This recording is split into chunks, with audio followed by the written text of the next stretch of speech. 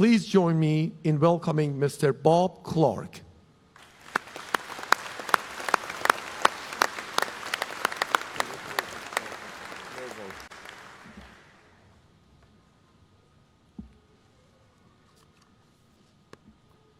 Well, wow, you look awesome out there. You guys should be amazed by your accomplishment. The Chancellor asked me to offer some inspiration from my story and from my life, my career, as well as some of my successes and failures. But I thought that might be a little boring for you guys. I'll tell you the truth, at 65 years old, I think my story is about 7,000 days away from being over. My story will be written and hopefully will carry on long after I'm gone.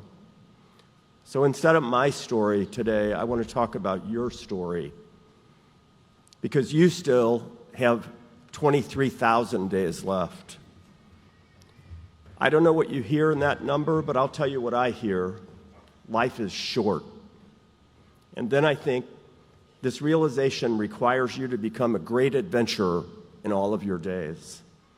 Your story should start with you, taking care of yourself physically and mentally. It's okay to put yourself above everything else. When I was a kid, the amazing famous football player Gale Sayers wrote a book called I Am Third. I read it in junior high school. I was in the 7th or 8th grade. And even then it struck me as odd, because he said God is first, his friends and family are second, and I am third. Even as a youngster, I thought, how can I serve my Lord and take care of my friends and family if I'm not the best person that I can be, the strongest person, both mentally and physically? Because even then, I knew I needed to take care of myself first. This is a mindset would give me the best opportunity to create success in my own life and help care of my God's work and my loved ones. So I recommend that regardless of how you prioritize, you commit to taking care of yourself.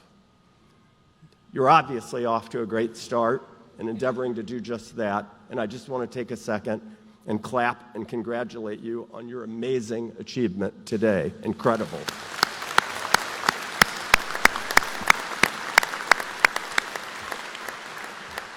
And taking care of yourself means relishing the moments that you have, this moment right now, this second. You should consider today to be one of the most amazing of your 23,000. One of the keys to taking care of yourself, obviously, is where you go, what you do, when you do it, but most importantly, who you surround yourself with. From early on in my life, I have always carefully curated the people that I spend every minute with. The minutes of your story matter too. I'm not going to spend 1 minute with somebody who drags me down, criticizes me in a hurtful way, is putting themselves down, or is on the wrong path. Too many people put up with too much cynicism, negativity, and hatred. Your story, looking back in 23,000 days, should be full of people who were great actors that supported you, encouraged you, had your back, would fight for you, inspired you, and rooted for you endlessly. There's nothing wrong with stopping to lend a hand along the way to somebody who's struggling, but there's everything wrong with not moving on from negativity and people who are anything less than your most powerful advocates. Up, up, up. Everyone you surround yourself with should bring you up. My dad was a very colorful person. He was born in a log cabin in southern Missouri. He only had a 7th grade education. He fought World War II in a battle that he was not meant to survive. He came back and had a troubled existence into his 30s until he met my mother. And then he borrowed a book, and I'm pretty sure without asking, that saved his life and turned everything around. It's called The Power of Positive Thinking, written by Norman Vincent Peale. I would still recommend it today. not everything in it, but the basic premise of being optimistic and being positive is very powerful. After my dad read that book, every single thing in his life changed. He married my mother, had an amazing family, and although he started from nothing, he built one of the most amazing industrial painting companies in America. And only an America story. I admired him, respected him, loved him, and had lots of takeaways. But the most important was his concept of constant self-improvement. I should note that Dad only lived 28,100 days. He was 77 when he passed away. He never talked about self-improvement with me, but I witnessed it and I learned from it. While we didn't speak about it, from the time I was young, he constantly gave me books to read. Or he would hand me a newspaper article, he'd kind of shove it in my face, and he'd say, "Read this." And I would read it, and I was only 12 years old, I didn't even know what it meant. Until later, he had a reason for giving it to me. And that made me a lifelong reader and a believer in self-improvement, educating myself and finding things that were broken and fixing them. I try to never, ever complain about the way something is, but instead I just go about trying to change it and fix it. So my advice to you, if it's already not clear, is to find yourself the most educated person about every subject in every room you're in. That's a good goal, and also to be a continuous improver. The reason there are so many disappointing political leaders in our government, and there are many, is because there are so many uneducated voters. People vote for candidates that they think are in their best interest, and that's all just a bunch of hoopla, false promises, and people unknowingly voting against their own interest. So become an educated voter and be passionate about elections in America. After all, America is one of the only countries where constant self-improvement is possible without restraints. I need to acknowledge that I'm aware I didn't get my start completely from scratch. My forefathers were poor people, but in every generation they worked hard to build a path forward for the following generation. My grandfather did that for my father, and it was still a dirt path. My father flattened the path with firm gravel and made it wider for me. And I have always felt it's my responsibility to pave the path with granite for my children. I believe we paved these paths with values, and I'm sure each of you feel a sense of gratitude for the path that someone made for you to get here today, and the values you've already ingrained in your person. What will your story be?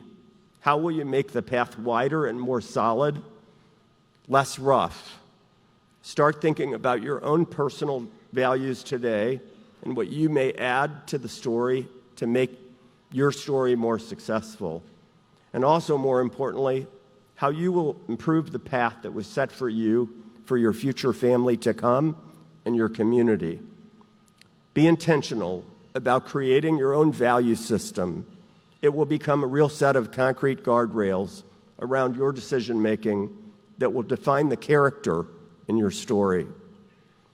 To wrap things up here, I want to share some things that my wife and I constantly ingrained in our children that worked for us. You have to have your own. Some of these might resonate. Don't forget and love the people who got us all through our teens. Those were tough years. Never lose your sense of humor. Laugh and be funny, especially at your own expense.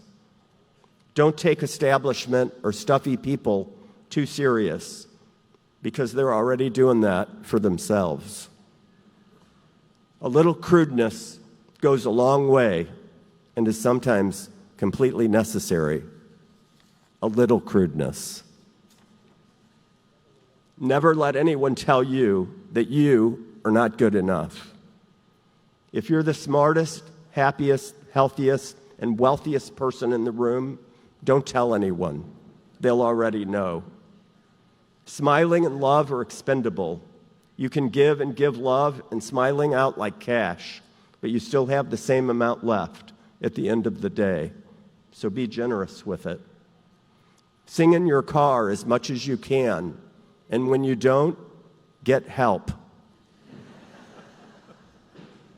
Give, get, or give up. Charity and seating those who need a break will pay to your heart and create a safety in your life that can be obtained no other way. Value fiscal responsibility, but not the mean-heartedness that usually comes with it. Value the diversity in our family and our community, the blackness, the redness, the kosher, the Christian, and do not tolerate anyone who does not.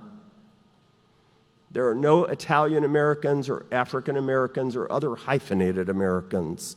We're just Americans.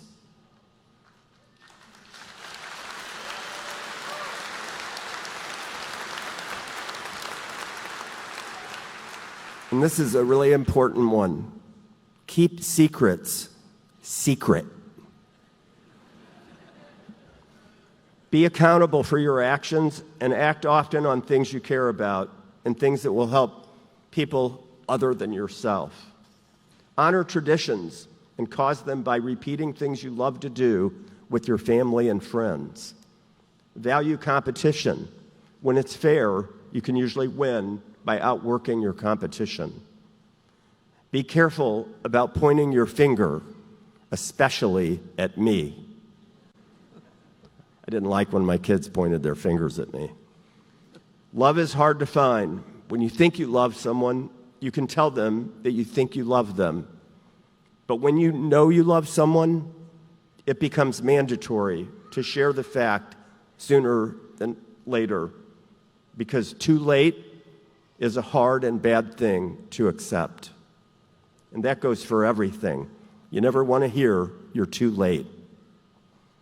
Value participation and share in all the duties, the housework, the yard work, hauling, community politics, and teaching. Share your time with your hands and with your mind fully. Value perspective and walk in someone else's shoes before making judgments that will affect others. And most importantly, and finally, choice is the biggest and best word in the English language. When we fully understand the power and the consequences of our choices, we can be our best and avoid our worst. These values went hand in hand with our family being adventurers in hope and building a strong and smoother path and a strong story for generations to come. So remember this class of 2024. Many people, including me, will be rooting for you, praying for you, and urging you forward to write the best story ever. Thanks for having me today. Best of luck. Every minute counts. So hurry up every chance you get. Thank you.